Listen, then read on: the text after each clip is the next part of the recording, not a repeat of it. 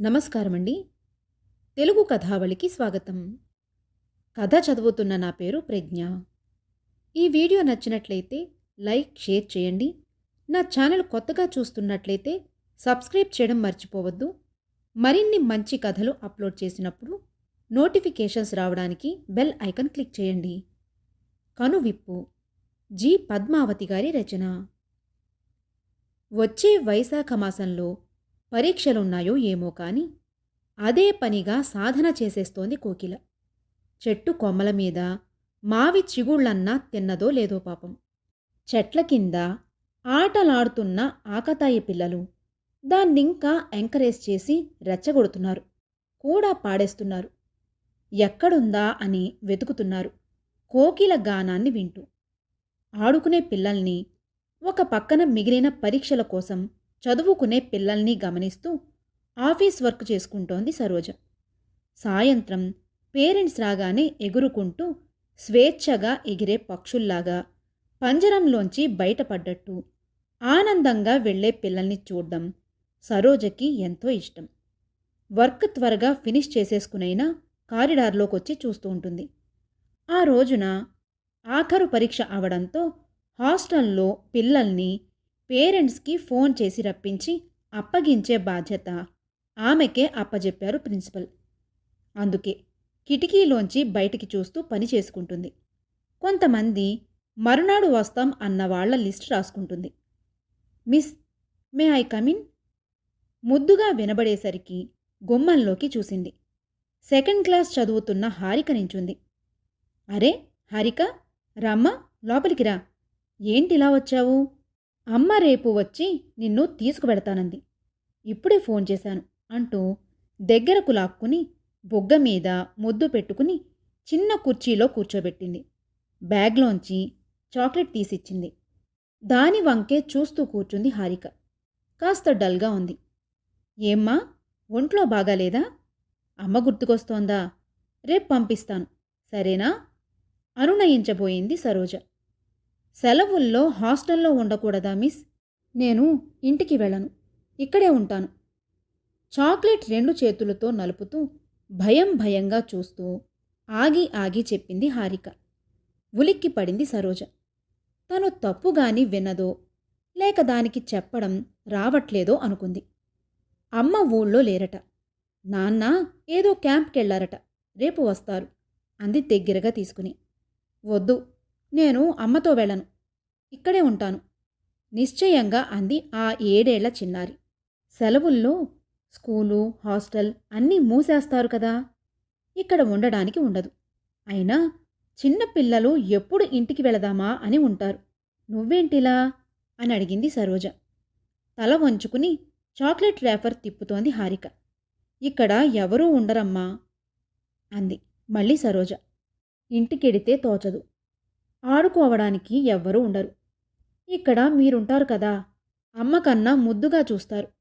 నా ఫ్రెండ్స్ ఉంటారు, నేనింటికి వెళ్ళను అంటూ గట్టిగా వెక్కి ఏడ్చేసింది హారిక. టేబుల్ మీద రాసే కాగితాలన్నీ ఒక పక్కకి సర్ది పేపర్ వెయిట్ పెట్టి లేచి హారికను దగ్గరగా తీసుకుని ఊరడించి పక్కనున్న బెంచీ మీద కూర్చుంది సరోజ. తోచకపోవడం ప్రధాన కారణంగా ఆమెకు అనిపించలేదు. ఏదో ఉంది. హారిక ఎప్పుడు సెలవులు వచ్చినా ఇంటికి వెళ్ళడానికి మారాం చేస్తుంది. ఇంత చిన్న వయసులో అంత నిర్వేదం ఏంటో. పోనీ అమ్మమ్మ గారింటికో నాన్నమ్మ దగ్గరకో వెళ్ళు, బోలెడు కథలు చెబుతారు మాట మారుస్తూ అంది సరోజ. నాకు వాళ్ళెవరూ లేరు, నేను ఇక్కడే ఉంటాను, అమ్మకు చెప్పండి అంది. అమ్మా నాన్న ఎప్పుడూ గొడవ పడతారు అంది లేస్తూ. సరే వెళ్ళు, చెప్తాను, గొడవ చేయకుండా భోంచేసి పడుక్కో అని చెప్పి ఆయాని పిలిచి అప్పజెప్పింది. హాస్టల్లో ఇంకా పరీక్షలు జరుగుతున్న పిల్లలున్నారు.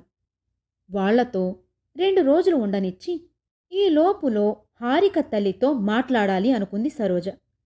హారిక ఎందుకో మూడీగా ఉంటుంది. పసివయసు లక్షణంగా చక్కగా ఆడుతుంది, పాడుతుంది. ఎవరైనా పేరెంట్స్ని చూస్తే మూడీగా మారిపోతుంది. అసలు ఆ వయసు పిల్లలు హాస్టల్లో చాలా తక్కువ. పేరెంట్స్ కోరిక మీద పిల్లల్ని ఇంటిలో చూసుకోవడానికి లేనివాళ్ళు క్యాంపులకెళ్లే వాళ్ళ పిల్లలు మాత్రం 10-15 మంది వరకు ఉంటారు. అందరూ సెలవుల్లోనూ సండే రోజు ఉత్సాహంగా వెళ్తారు. హారిక ఎప్పుడూ ఇష్టంగా వెళ్ళదు. పని ముగించుకుని బ్యాగ్ సర్దుకుని బయటపడింది. రేపు కొంచెం లేటుగా వస్తాను అని ఆయాకి చెప్పి ఇంటికి వెళ్ళింది. ఉదయాన్నే గబగబా పని ముగించుకుని తను తెచ్చుకున్న అడ్రస్ వెతుక్కుంటూ వెళ్ళింది. ఆటో దిగిన వెంటనే హారిక తల్లి, రండి, కాసేపయ్యాక స్కూల్కి వద్దామనుకుంటున్నాను. ఈలోపు మీరు ఫోన్ చేశారు అంది గేట్ తీస్తూ. సరోజని సోఫాలో కూర్చోబెట్టి ఆవిడ లోపలికి వెళ్ళింది. అబ్జర్వ్ చేస్తూ కూర్చుంది సరోజ. చిన్న ఇల్లు అయినా బావుంది. నీట్గా సర్ది ఉంది. షోకేస్లో చాలా బొమ్మలున్నాయి. మధ్యలో హారికది పెద్ద లామినేషన్ ఫోటో ఉంది. ఆ చివర్న హారిక అమ్మా నాన్న కలిసి తీసుకున్న ఫోటో. అది కూడా ఎప్పటిదో. రీసెంట్వి ఏమీ లేవు. వస్తువులు తీయడానికి అసలు ఇంట్లో ఎవ్వరూ ఉండరు కదా, అందుకే నీట్గా ఉంది అంది జ్యూస్ తెస్తూ హారిక తల్లి అటూ ఇటూ చూస్తున్న సరోజతో.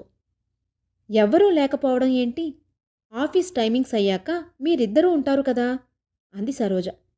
ఆమె మొహం కొద్దిగా నల్లబడింది. కనిపించనివ్వకుండా, మా హనీ ఎలా ఉంది? పరీక్షలు ఎలా రాసింది? నిన్న మా బ్రాంచ్ ఆఫీస్కి వెళ్ళవలసి వచ్చింది. వచ్చేసరికి 10 దాటుతుందని రాలేదు.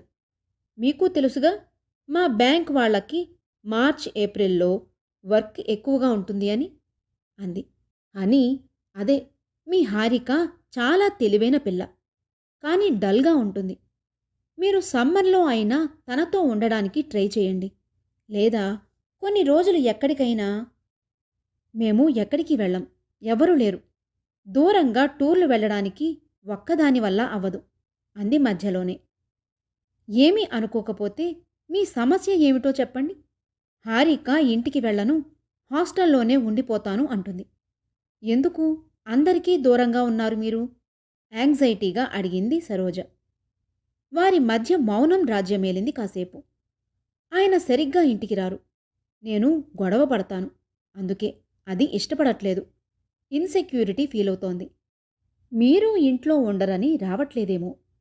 రోజూ ఆఫీసుల దగ్గరే కలుసుకుని ఇంటికి వచ్చి సరదాగా ఉండవచ్చు కదా. పాప కోసం మీరైనా సర్దుకోండి. నేను ఉండనని కాదు. ఆయనకి వేరే పెళ్ళయింది, సంసారం ఉంది, పిల్లలు పెద్దవాళ్ళవుతున్నారు. అందుకే నన్ను అవాయిడ్ చేస్తున్నారు కళ్ళు తుడుచుకుంటూ అంది. మీది లవ్ మ్యారేజ్ అన్నారు కదా, పెళ్ళైన వాడిని ఎలా ప్రేమించారు? ఇంత చదువుకుని మంచి ఉద్యోగంలో ఉండి కూడా ఎలా మోసపోయారు? సీరియస్గానే అంది సరోజ. మేము చదువుకున్న రోజుల్లోనే కలిశాం. ఉద్యోగం వచ్చేదాకా పెళ్లి వద్దన్నాడు, కానీ కలిసే ఉన్నాం. ఇద్దరం ఒకే ఇంట్లో ఉంటూ జాబ్స్కి ట్రై చేస్తుండేవాళ్ళం. మా అమ్మా నాన్న ఇష్టం లేదన్నారు. నా భవిష్యత్తు నాదని మొండిగా వాదించాను. వాళ్ళకీ దూరమయ్యాను. నేను 3 నెలలు ట్రైనింగ్ పీరియడ్కి వెళ్ళి వచ్చాను. ఇక్కడే వేశారు. తను వస్తూ వెళ్తూ ఉండేవాడు. నాకు ఉద్యోగం ఉంది కదా, పెళ్లి చేసుకుందాం అన్నప్పుడు తన భార్యా పిల్లల గురించి అసలు విషయం చెప్పాడు. అప్పటికి హారిక ఇంకా పుట్టలేదు. వాళ్ళు చిన్నపిల్లలు. రెండో పెళ్లి చేసుకుంటే నేరం, కానీ నీకు నాకు ఇష్టమే కాబట్టి సహజీవనం చేద్దామన్నాడు. వేరే పెళ్లి చేసుకున్నా నాకు భర్త అవుతాడు, కానీ పుట్టబోయే పాపకి తండ్రి ఎలా అవుతాడని జీవితంతో సంధి చేసుకుని హారిక కోసం బ్రతుకుతున్నాను. వారానికోసారి తను వచ్చినప్పుడు ఈ విషయాల మీదే గొడవ పడతాం. పైగా మీకు దూరంగా ఉండలేనని అంటూ ఉంటారు. ఏం చెయ్యను చెప్పండి? ఆమె ఎక్కిళ్ళు పడుతూ దుఃఖం ఆపుకోవడానికి ప్రయత్నించింది. ఇప్పుడు గొడవపడి లాభం ఏమిటి? పాప కోసమైనా మీరు తనతో 10 రోజులు అమ్మ దగ్గరకు వెళ్ళండి. వాళ్ళు క్షమిస్తారు, సహకరిస్తారు. ఇలా అని చెప్తే హారిక కూడా సంతోషిస్తుంది. అరుణయిస్తూ చెప్పాను.